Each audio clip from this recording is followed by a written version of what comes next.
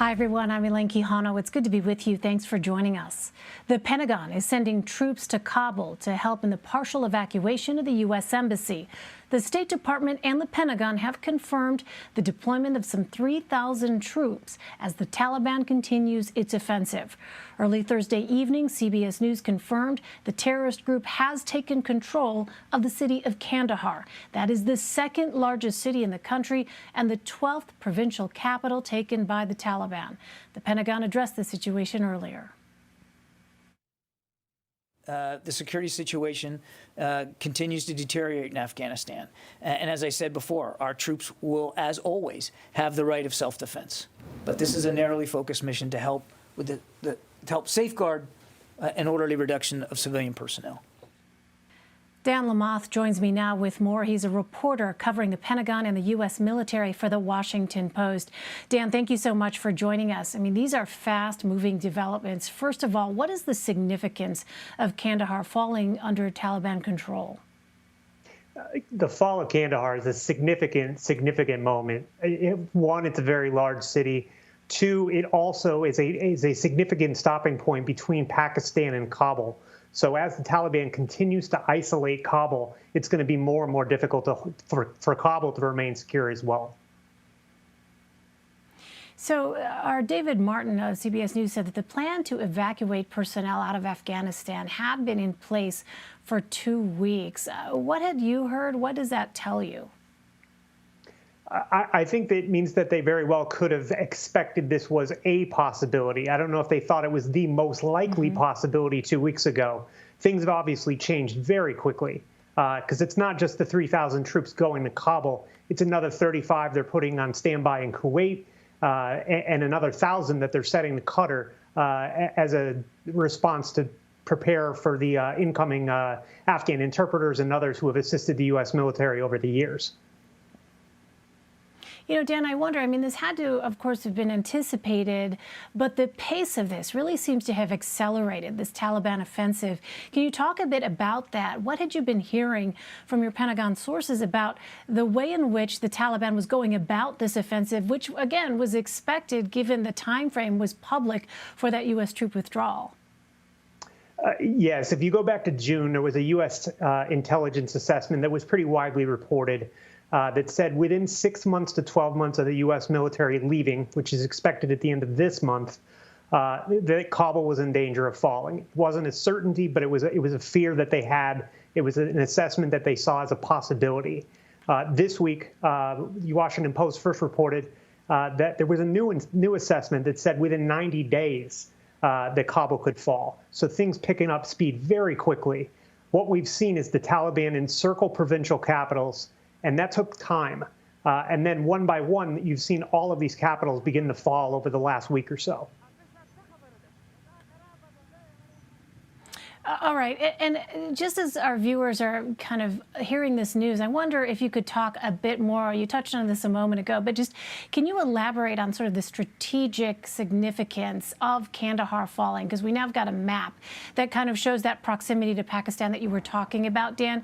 Can you talk a bit more about why this is such a critical place to fall, and you know, the idea that this was is something that was a possibility. We're now seeing it happen. It's really sort of a dramatic turn of events that we've seen here in just the last 24 hours. I think it's significant on a few levels. One, Kandahar is the most significant city in the Afghanistan south. Two, because the Afghan military has been unable to hold a lot of territory, you've seen people for months now that have increasingly left other places, left the countryside, and gone to places like Kandahar because it was safer. Now Kandahar isn't safe either, so you have a humanitarian crisis situation also developing. Add on top of that, Kandahar is a place where the Afghan military has concentrated its time and effort. It's one of the cities they wanted to keep. Losing even that is really telling. So do we know, Dan, what is the actual diplomatic presence of the United States going to be in Afghanistan after these personnel are evacuated from Kabul? I think it's fast moving and fast changing. What I've heard today is that, for one, you're going to have a very muscular U.S. military presence at the airport, which is a few miles from the U.S. Embassy and sort of the diplomatic compounds that a lot of countries have. With that presence, you're going to see more and more U.S. Embassy missions shifting to the airport. Part of that will be to get people out of the country. But then the long-term question becomes, does the U.S. Embassy stay where it is outside the airport, or does that too move to the airport? And then ultimately, can you keep a U.S. Embassy there at all? You know, it's been 20 years. The idea of negotiating with the Taliban really was unthinkable when this conflict began.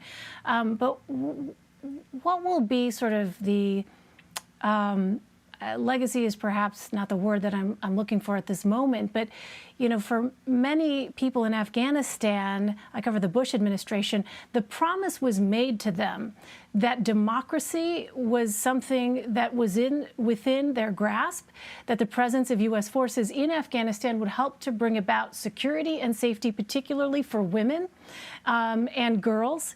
And now we are seeing this very fast-moving situation, as you said, unfold here as American troops are leaving. How mindful, of course, are military officials? Obviously, they are carrying out the orders that have been given to them, but Americans have died. We know this. It has been a long, protracted war. What is the sense among the troops, the rank and file, at this moment in time, even as we know there have been translators, people who have assisted the U.S. military over the years, who are now in grave danger? It's a mixed bag. I myself have been going to Afghanistan since 2010. It's probably about a dozen trips at this point. I stay in touch with a lot of those people. Some of them are completely fed up over it. They just want this to end as quickly as possible. They saw this as an inevitable situation, and basically we keep dragging it out. More people die in the process.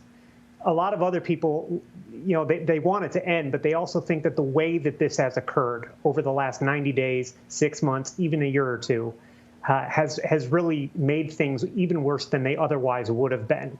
One thing that I know a lot of people are concerned about is we've got all these interpreters that are still in Afghanistan. Many of them are in Kabul. The hope would be that the ones in Kabul can get out. But there's many more in other parts of the country. And even just getting to Kabul at this point is taking your life in your hands. Just the process of moving from Kandahar or some of these other cities by road up to Kabul, which is what they have to do to get out of the country now, is, you know, it's a very dangerous mission, and there will be people killed along the way, assumedly. A dire situation. Dan Lamothe for us. Dan, thank you very much. Thank you.